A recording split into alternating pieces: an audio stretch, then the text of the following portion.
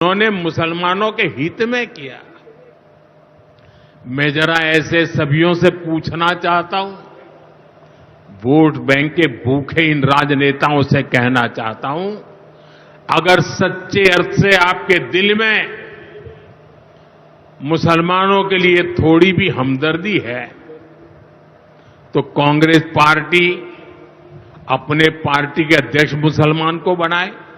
क्यों नहीं बनाते भाई?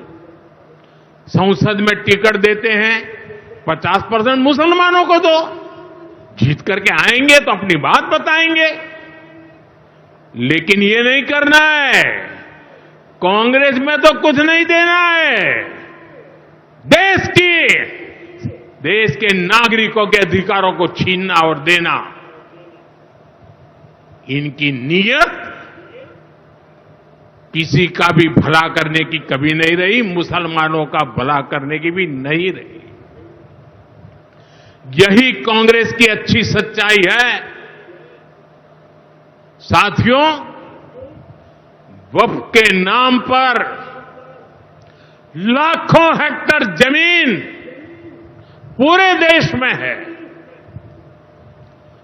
इस जमीन, इस प्रॉपर्टी से गरीब का, बेसहारा महिलाओं बच्चों का भला होना चाहिए था। और आज ईमानदारी से उसका उपयोग हुआ होता तो मेरे मुसलमान नौजवानों को साइकिल के पंक्चर बनाकर के जिंदगी नहीं गुजारनी पड़ती। लेकिन इससे मुट्ठी भर भू माफिया का कोई भला हुआ। पसमानदा मुस्लिम इस समाज को कोई फायदा नहीं हुआ। और ये भूमाफिया किसकी जमीन लूट रहे थे? ये दलित की जमीन लूट रहे थे, पिछड़ों की जमीन लूट रहे थे, आदिवासी की जमीन लूट रहे थे, विधवा महिलाओं की संपत्ति लूट रहे थे।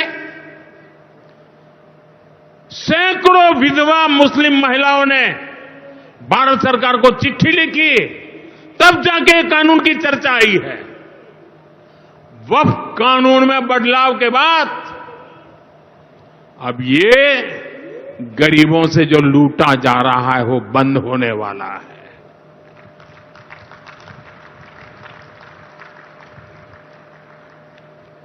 और सबसे बड़ी बात, हमने एक बहुत बड़ा जिम्मेदारीपूर्ण महत्वपूर्ण काम किया है।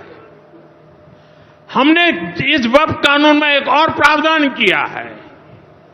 अब नए कानून के तहत, वक्फ के कानून के तहत, किसी भी आदिवासी की जमीन को हिंदुस्तान के किसी भी कोने में आदिवासी की जमीन को, उसके घर को, उसकी संपत्ति को ये वक्फ बोर्ड हाथ भी नहीं लगा पाएगा। ये आदिवासी के हितों की रक्षा करने का, संविधान की मर्यादाओं का पालन करने का हमने बहुत बड़ा काम किया है।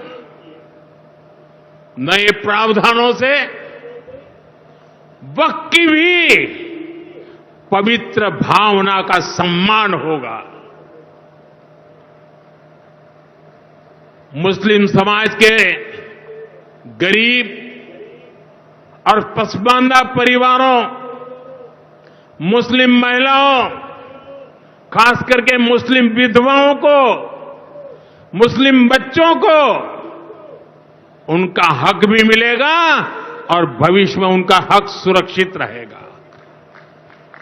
और यही तो बाबा साहब आंबेडकर ने संविधान के स्पिरिट में हमें काम दिया हुआ है।